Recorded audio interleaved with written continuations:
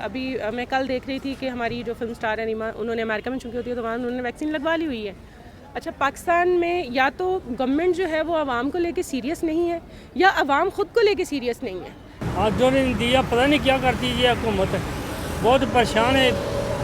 ना तो ये वैक्सीन आई है और ये बमबारी के वक्त इसकी वजह से हम कहीं जा भी नहीं सकते। ये तो बहुत ही जल्दी करना चाहिए। जहाँ तक मुझे लगता था, मैं तो ये एक्सपेक्ट कर रहा था कि इमरान खान काफ़ी अर्लियर बाकी स्टेट से भी बहुत जल्दी ले आएंगे ताकि एक नॉर्मल लाइफ जो अपनी ज़िंदगी पे आ जाए।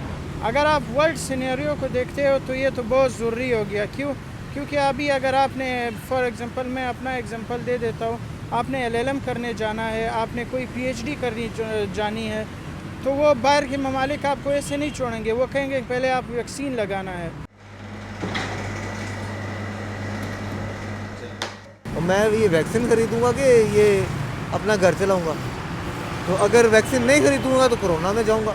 मिलनी तो फ्री चाहिए, लेकिन ये हो नहीं सकता क्योंकि ये पाकिस्तान है। ये हुकूमत जो है ना, ये काट नहीं सकती, ये किसी को आधे दाम पे नहीं दे सकती। हुकूमत ने तो कहा कि वो फ्री देगी सबको। कहा तो है लेकिन अमल करे तब। जो आम गरीब आवाम है वो नहीं लगवा सकते, उनको जो है वो government free of cost provide करे। जो वेल्दी लोग हैं जिनके पास पैसा वगैरह सब कुछ है, वो ख़ुद लगाना चाहिए उनको। तो मेरे हिसाब से गवर्नमेंट अगर इसको फ्री कर देगी तो लोगों को ये लगेगा कि यार इट्स नथिंग। तो इसकी कुछ कॉस्ट होनी चाहिए लेकिन वो अफोर्डेबल होनी चाहिए।